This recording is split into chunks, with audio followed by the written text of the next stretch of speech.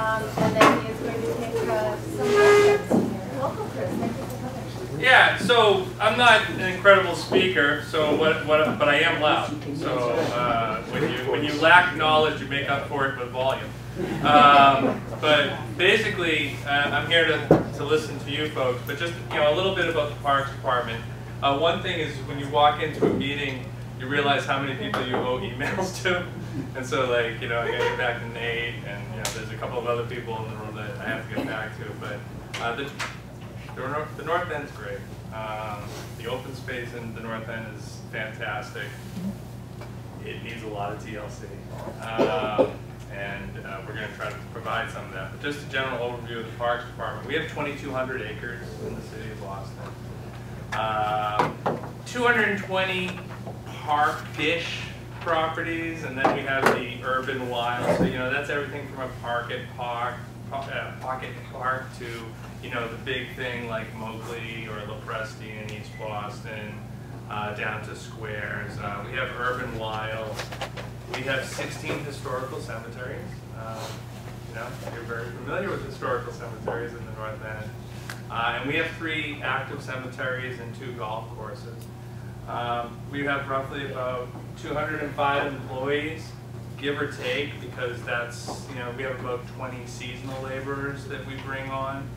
So you can kind of do the math that we are stretched a little thin, but I think overall my guys, and they're mostly all guys in the maintenance division, that's why I say it, they do a tremendous job. They work really hard most days, and with isolated incidents that we try to correct right away, I think they use your tax dollars to their best benefit. I do think looking forward, we have to look at new revenue sources for the Parks Department.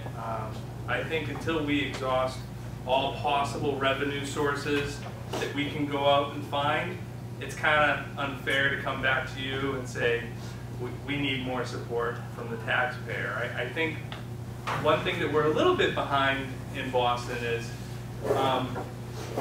part of our problem, and this is just me coming into the role in Boston, is that we're so blessed with this system that we have, the Olmsted trees and the Emerald Necklace and the Boston Common and the Prado, Paul Revere Mall. We're so blessed with these spaces that I think for some time we felt like we didn't have to continually invest in them and keep them up because they're so beautiful.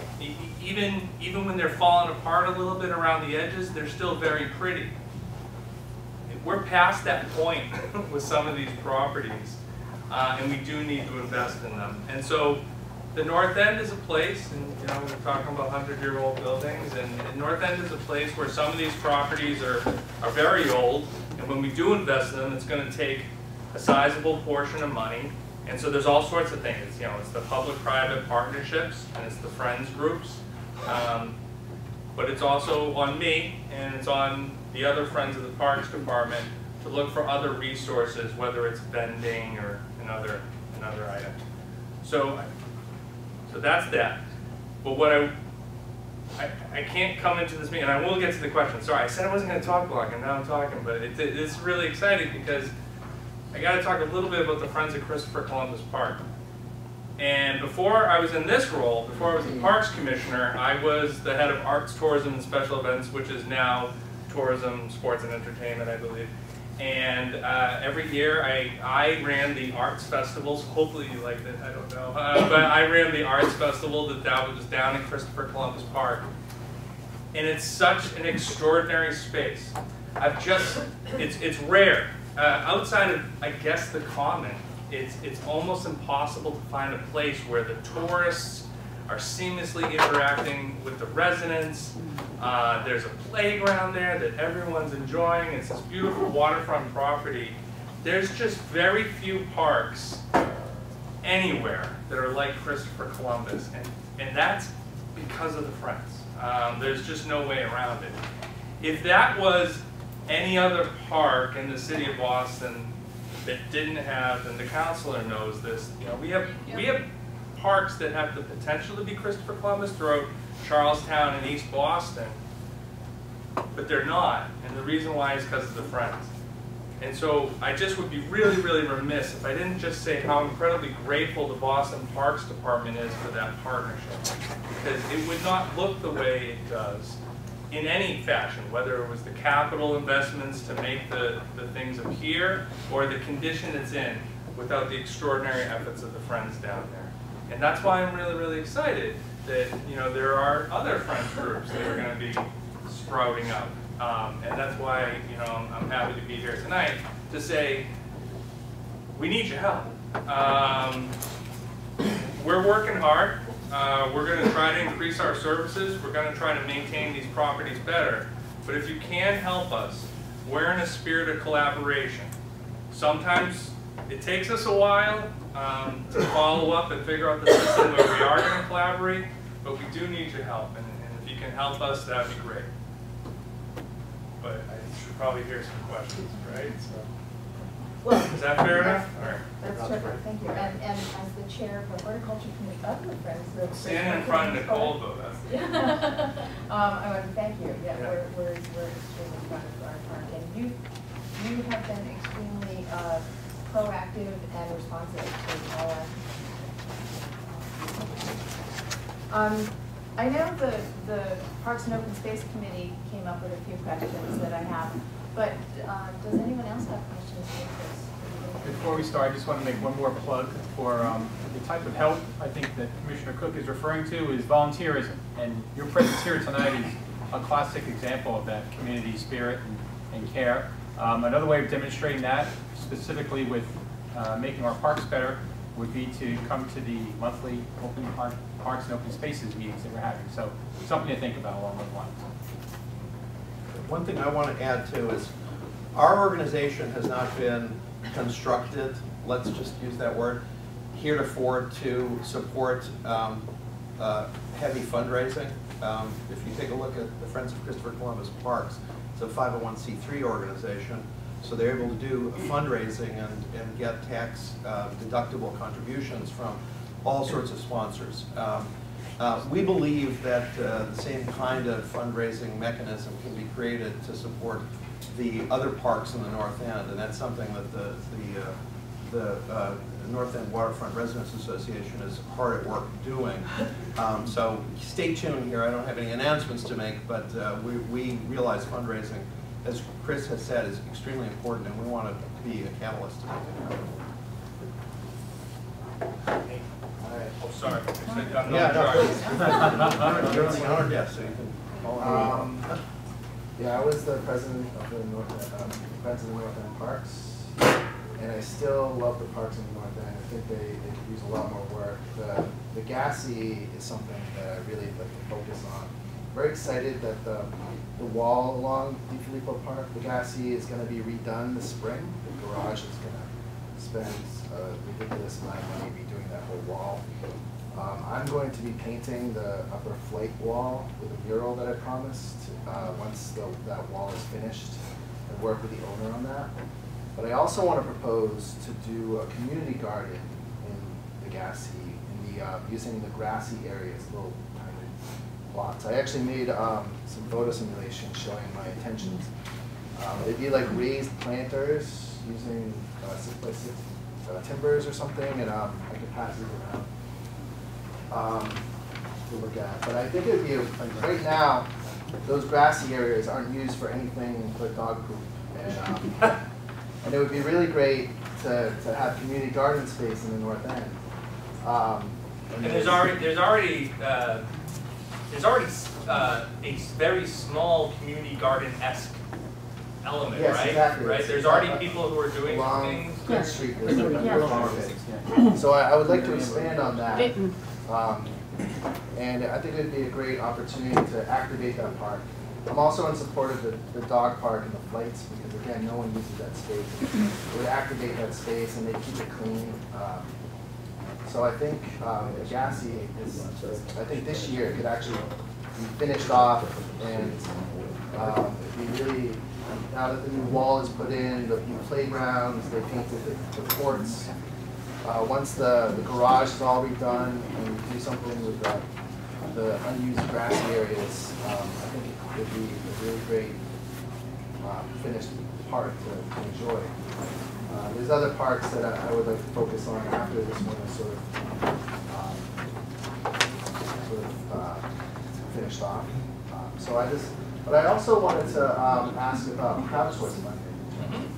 What are your thoughts on crowdsource funding? I want it. Yeah. And so I want all the funding, right? So so just a few things on the GASI, and then I'll talk about crowdsourcing, right? So Nicole, actually, early on, and the counselor and others took me out to this new property that I was in charge of, and there were residents, and they showed me the bad things that were happening in the flights, right? And you know, I've seen some tough parks, right? But just the way the GASI is now, it just was really, that's, you know, very shocking, right? That this was happening in such a beautiful, tight-knit community on a regular basis. So, you know, my original thing, not knowing how much all this stuff costs, was like, oh, we're going to have the Hanging Gardens of Babylon here. Let's knock it all down. We're going to have a big hill. We're going to have grass everywhere. It's going to be great. And you start peeling back the layers of that, and it's a massive capital investment. We go through a giant community process. Maybe it would get funded, maybe it wouldn't get funded. And that's not to say that 10, 15, 20 years down the road, we wouldn't fix that. So then we were actually, it's funny that you say community garden. I would wait for because I've seen how intense your votes are, so I'd wait to find out if you guys were all in support of that before I say anything publicly. But what I would say is that just in general, I think community gardens are awesome, right? Because what they do is they literally put positive activity into these little areas that had previously been negative activity. So my original thought for the flights was to actually use some of the dead tree pits and some of those raised planters to perhaps do some gardening and stuff. So we did, you know, some very little soil testing, and we looked at the conditions with the shade and stuff, and that would be not impossible, but tough right away. And I think what we were hearing from the North End is, and from Mayor Walsh, was he wanted an immediate solution to this issue of, and I hear it all the time. People say it's out-of-town kids. So I don't care if it's out-of-town kids or your kids or whatever, but you can't have kids drinking and doing stuff up on those flights. So we were thinking community garden because then you could lock it and there'd be hours and stuff like that. But to be honest with you, you guys have a huge dog problem in this neighborhood. Pro-dog, anti-dog. You got to admit that you got a lot of dogs, and you don't have a lot of space for them to do their thing. We did a very small feasibility study. We had an incredibly generous nonprofit partner called the Stanton Foundation, who was actually willing to sort of tweak their giving guidelines to do this pilot. And it is just a pilot. You know, we want to be clear about that. But I do think it's an opportunity where we're going to be having. So again, pro-dog, anti-dog. Most dog owners I know, you know, they just, that's part of the fun of having a dog, right? You're walking your dog and you're yelling at the kids for doing the things they shouldn't be doing, or you wait till you get around the corner and then you call A1 to let them know that something's happening, right? That's the good thing. It puts more eyes in the park. So we're really excited about it. Captain Fong was excited about it. It is a pilot. We'll see how it works. We think we have the right sort of filtration going in there, so you know, hopefully you're not going to be overwhelmed with some crazy stink or something like this. It won't be the second coming of the molasses flood or anything like that. But what I'd say is I think we have the right system in place, and if it works, that could be something really special. And then what we would do is I think the expectation that you should have of us is then we would take that functionality that we have at the GASI with that system and say, all right, now how do we make it pretty, right? And you know, Nate's mural will do that. I think there's the real estate down below because that's not on the, because that system, the dog park system, is not on the flights now. That area down below is sort of like where the dogs relieve themselves currently. So that's just the GASI. And then just the thing about the fundraising. I think crowdsourcing, I think crowdsourcing works best when it's project base that a community really cares about, right? So if there's a slide in Dorchester that needs to be accessible because everyone knows on Train Street that there's a kid in a wheelchair, that works really well, right? Because everyone really cares about it, and they're like, yeah, no, I'm going to give to that so Tommy can go down that slide. I think that's where crowdsourcing works really well.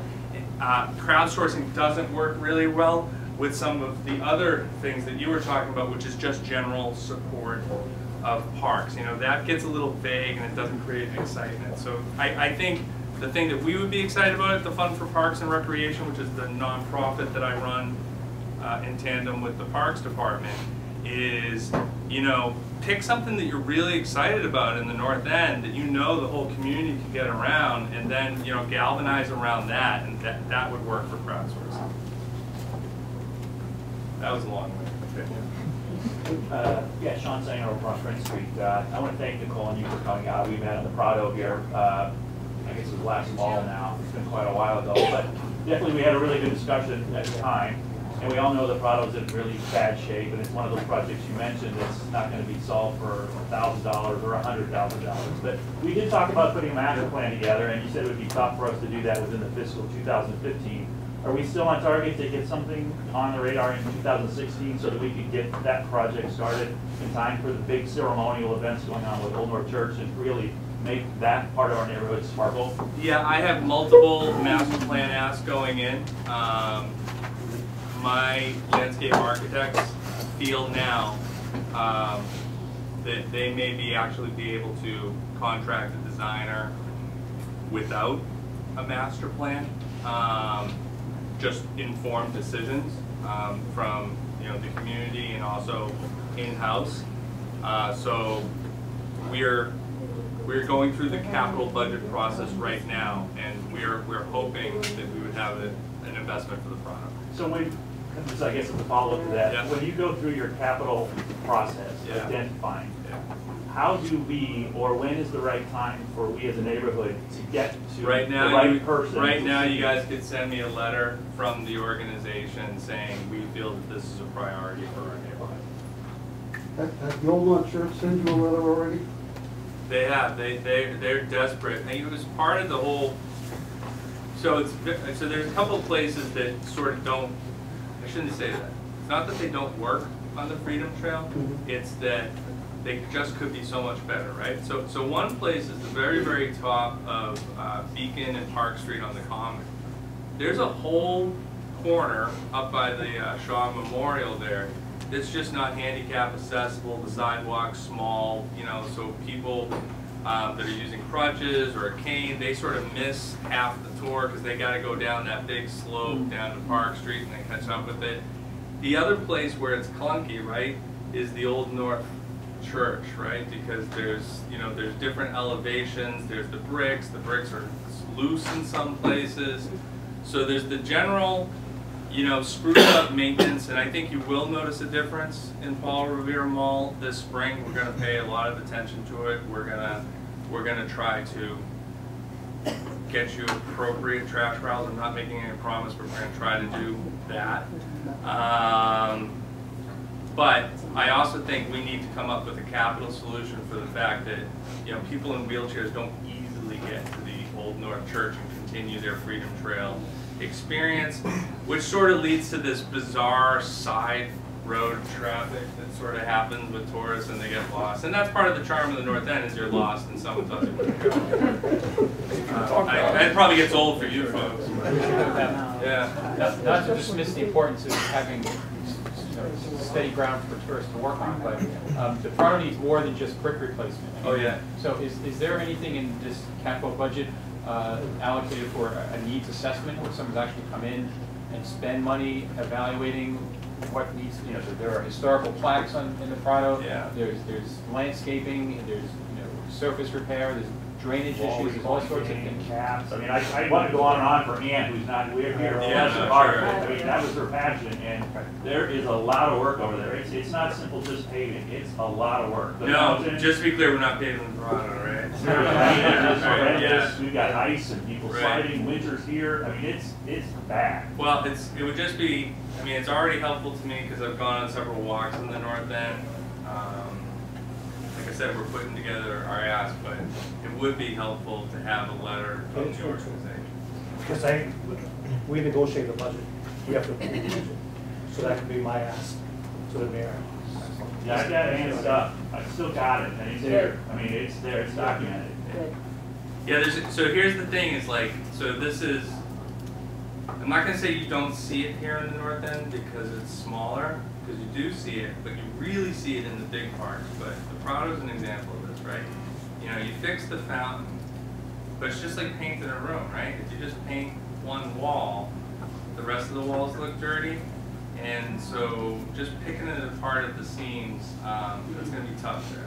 You know, we're going to have to invest some money into the... It's called a foundation. Yes, sir. Mr. Commissioner, Just Chris. Okay, Chris. Yeah. Tom Schiavone. I wanted to encourage you with the new administration and your new appointment to make use of the Parks Commission. These are, I know you're the chairperson, I believe, of the Parks. I am. And there are citizens who are appointed. And I would really request that in a thoughtful way that this process be made more public and transparent. There's something called the 100-foot rule, which sounds like one petty little thing. And for those of you who don't know it, it means when there's development within 100 feet of parkland and open space, it has to pass muster with a review and a public hearing before the Parks Commission. And I really want to encourage you, many times in the North End, that has never really happened, and there are other neighborhoods, and it's not, this isn't a petty thing. For example, the Parks Commission, if there's going to be a major development within 100 feet of a playground or open space or parkland, there's work in progress, safety issues. Once the project's complete, there's noise and density and congestion and odors and shadows. And in the North End, we had different moments, and one of them was at 585 Commercial Street, where literally that was surrounded by parkland, and there was going to be, for a while, it was seriously proposed by the developers to have a public dock turned into a private marina. So I wanted to really encourage you and your commissioners to make an effort for all of the neighborhoods and the impact that this could have, and allow us to see the process more openly. Okay, I mean, so just, we have a public hearing on the 100-foot rule with development. You know, it's at 1010 Mass Ave, we advertise it. I'm not aware of any buildings that are within 100 feet. I don't mean at the present time, but I was just using 585 Commercial. Oh yeah, no. So just to play it out, I think there are a few designations, and I could be wrong. I think like the VRA may have a 121A review process or something like that, but I think that's extraordinary circumstances. I haven't had an experience with that project so far.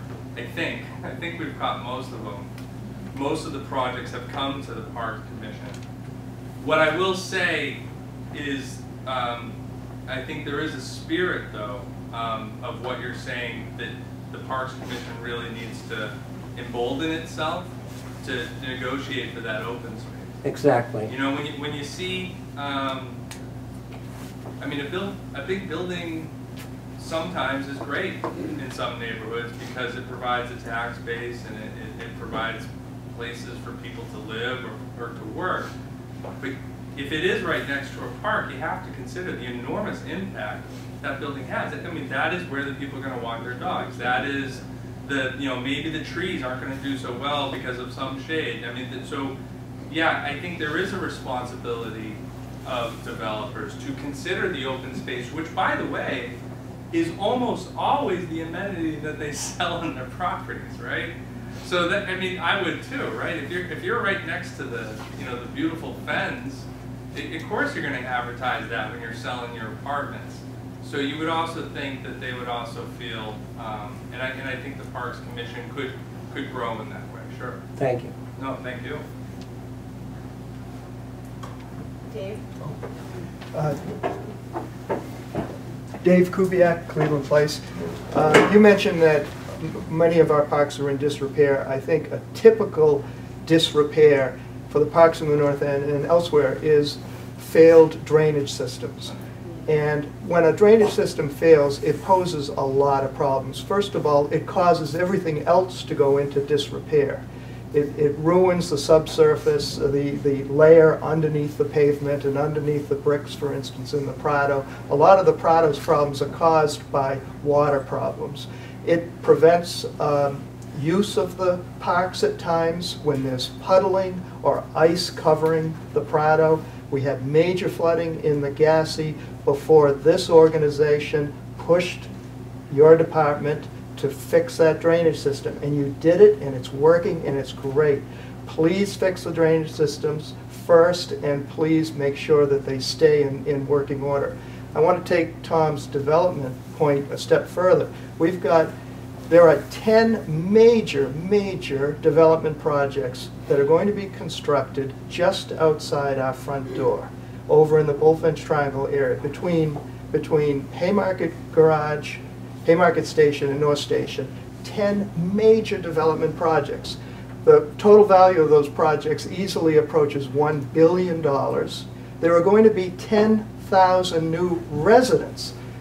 Putting aside all the office work, putting and many dogs, putting aside all the office workers that'll be brought in, the hotel guests that are going to be brought into that area, residents alone, there are going to be 10,000 new residents. Some of them are already living there in the new buildings, and yet there's no open space provided by any of those projects, with one exception, Lovejoy Wharf. But we paid dearly for that park. We gave them huge height relief. The city gave them huge tax relief so that they could put in a moderate pier park at that location.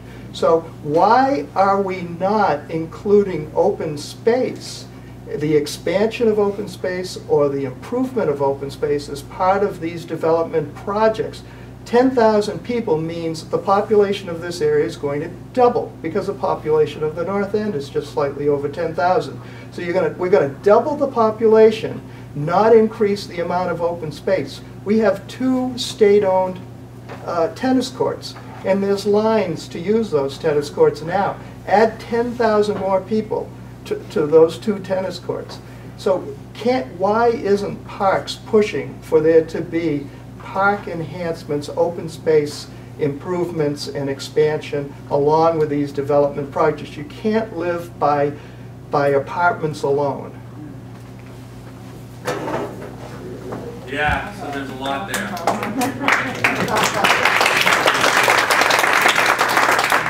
I mean, I'd like to leave it at the applause, but... No, that was for me. Yeah, I know.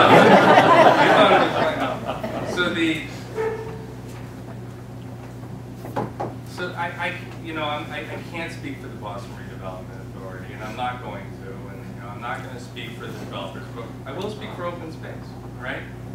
Because my agency, or our agency, it's your agency, is this, we're the keepers of the open space in the city, right? So what I'll tell you is this, throughout the rest of the city, we're starting an evaluation process. It's very informal at this time with the BRA, but more so with the Department of Neighborhood Development, of looking at properties that make sense as parks. Currently, we're ranked #3 in the Trust for Public Land for best park system in America. That's because of one thing. And it's because of our access to parks. We're in the 97th percentile, 97% of our residents live within a 10-minute walk of a park. So the Trust for Public Land creates their criteria in 3 major categories: access to a park, acreage, and services investment. So we're really off the charts on you can walk to a park, but what they don't tell you is that park that you're walking to is like Rachel Revere. Right? Which is a great spot, but that's not a place where kids are playing soccer, right? That's not a place where 10,000 people are going to recreate, which is the whole purpose of recreation. So we've started a process with the Department of Neighborhood Development of looking at parcels that they feel, aren't really working for their needs, but could work as open space. I gotta tell you, I mean, this isn't gonna come as a surprise. We haven't identified any of those spots here, and I think, it's just, there's just not a lot of open space. I think as those opportunities provide themselves, if we can add a park in this neighborhood, you need it. You need it with this many more residents. So I don't disagree with your sentiment. I will take a renewed look at it. And I gotta be honest with you, I've been concentrating on possible land acquisitions in other neighborhoods just because it's more readily available. When you look at Mattapan, where there's potentially a lot of foreclosures, or there's just some still vacant undeveloped lots that abut a playground, it's easy for me to add acreage there, right? It is a more difficult conversation, but it's one that I promise that I'll try to have with the North End. There's just not a lot of vacant spots here. We're filling open space now with those major projects over in the Bullfinch Triangle. I understand that. Some of the building is just the heat effect that we're creating with all of this.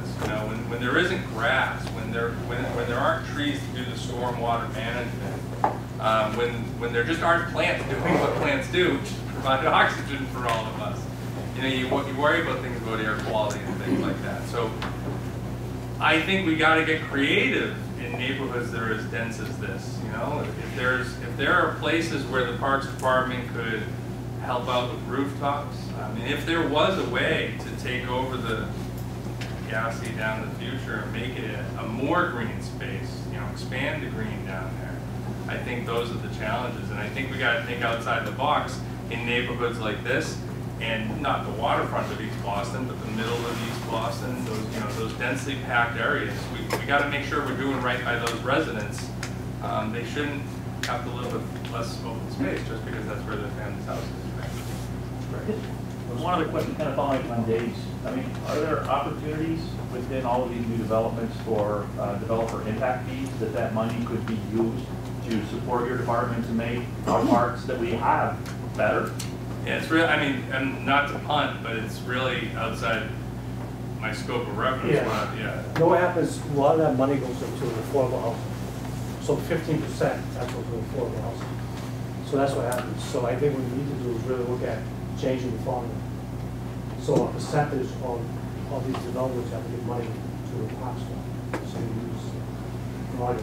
Just to be really clear, City Councilor Lambertina said that. I said that. But we really do. I mean, your budget is what, $32 million? Yeah, but that's with capital, right? So small budget for all the parks. He can't say everything. Yeah, but that's a very good idea. Let's have one last question, and then we're going to have to wrap up. Hi, my name's Tom Gasell from 105 10th Street.